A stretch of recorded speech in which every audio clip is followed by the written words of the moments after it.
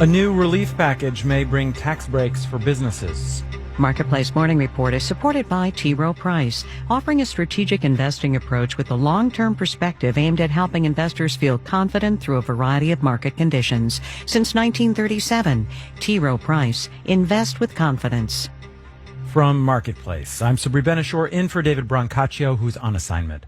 Senate Republicans are expected to roll out another coronavirus relief package this week. It might include some extra tax breaks for businesses. Marketplace's Nancy Marshall-Genzer joins me now live to walk through this. Hi, Nancy. Hey, Sabri. What type of tax break are we talking about here? It has to do with tax credits. Some business groups, like the National Association of Manufacturers, want Congress to include a provision in the bill that would let them cash out their tax credits now. Normally, companies don't get the credit until they pay their taxes, and tax credits directly lower a company's tax bill. But some firms don't owe taxes right now, either because of the 2017 tax overhaul or because they've lost business due to the coronavirus. They're not allowed to get more in credits than they pay in taxes, so they want Congress to let them cash out the credits they have piled up, and they say they need money right now to survive the pandemic. And how did they earn or get these tax credits in the first place? By doing things the government wants them to do, things like research and development or producing renewable energy. And is Congress open to including this in the final coronavirus relief bill? Possibly, but it's running into opposition from Democrats, and they say any relief package should focus mostly on consumers and small business owners who aren't likely to have piles of unused tax credits lying around. In fact, the latest coronavirus relief bill passed by the House would actually scale back some business tax credits. All right, Marketplace's Nancy Marshall-Genzer, thank you so much. You're welcome. Tesla reports its latest quarterly earnings this week, on Wednesday, in fact. People will be paying extra close attention this time because if the electric car maker reports a profit for the quarter, it could be eligible to join the S&P 500, the stock market index of 500 of the largest companies traded in the U.S. Marketplace's Justin Ho has more on what exactly a company gets from joining that club. Really, it's about investment. People have poured billions of dollars into funds that simply buy shares in whatever companies are in the S&P 500. These are known as index funds and exchange-traded funds. So if Tesla is added, they have to buy Tesla stock. Evan Raleigh is a professor at the University of Minnesota. That can boost stock prices, which makes the company's shareholders happy. It also means that those funds would have to buy any new stock the company issues. That could help the company raise cash, says Anil Shivdasani at the University of North Carolina. This could be something that proves to be important for a company like Tesla that, by its very nature is a very capital-intensive business. The big institutional investors behind those S&P 500 index funds would also own a bigger share of the company. Shivdasani says that could give them more incentive to try and influence company policy. Institutional investors have become increasingly vocal, proactive. Especially, he says, on environmental and social issues.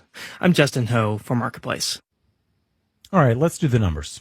The FTSE in London is down 0.5%. Dow and S&P futures, speaking of, are down in the 0.1% range, with the Dow future down 38 points. NASDAQ futures are up 0.4%, and the 10-year Treasury yield is moving up this morning. It's at 0.61%.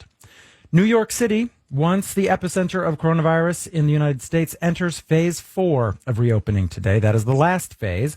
Zoos and botanical gardens can open for outdoor activities at a third of normal capacity. TV and film production can resume. Gatherings of up to 50 people are allowed.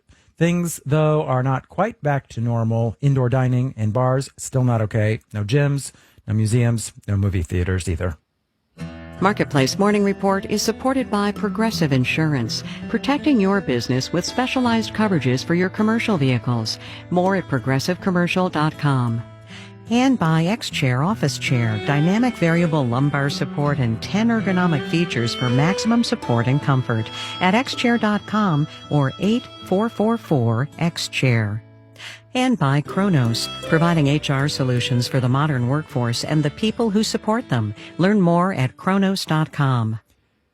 You know, it has been a rough few years for farmers. They had to deal with a trade war with China that dried up markets and hurt commodity prices, and now the pandemic.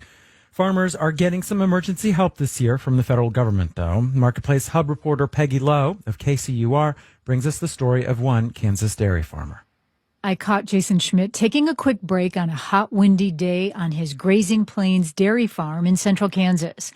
Milking started at 4:30 that morning, and this afternoon he was hoping to get a lot done before the rain came that night. Been busy putting up some alfalfa hay and hauling some alfalfa hay to get it under cover, and also helping Dad with the wheat harvest and hauling wheat to the elevator. So it's been a busy day. He runs down his government payments during the last year. The first was to compensate for the Trump administration's trade war with China, which shut markets for conventional crops like corn and soybeans. But Schmidt doesn't grow those and is trying to use sustainable practices like cover crops for grazing cattle. I'm planting weird stuff at different times of the year, and the crops that I raised just did not fall into the program. So I ended up just a fraction of my acreage covered by the trade money. The trade war payment was just a quarter of what he thought he'd get, about $2,000. So then he tried to get a PPP small business loan that was part of the pandemic relief package, but that fell through. Now he's hoping for the emergency direct payments farmers are supposed to get. I should have about $18,000 to $20,000 coming through that, which really could help. A University of Missouri agricultural think tank says federal supports will amount to 36% of farm income this year. That's worth more than $30 billion, the largest in 20 years. David Widmar, an ag economist at Purdue University, says the payments are Band-Aids on an already precarious farm economy. Where's the farm economy going to be a year from now? Will we be seeing another round of ad hoc funding, or how do we make that adjustment? Jason Schmidt wonders the same thing. Oh, it's discouraging. It's really discouraging. Schmidt guesses that he's now operating at about 50 to 60% of the income he thought he'd bring in this year. In Kansas City, I'm Peggy Lowe for Marketplace. And in New York, I'm Sabri Benishore with the Marketplace Morning Report. From APM, American Public Media. WNYC supporters include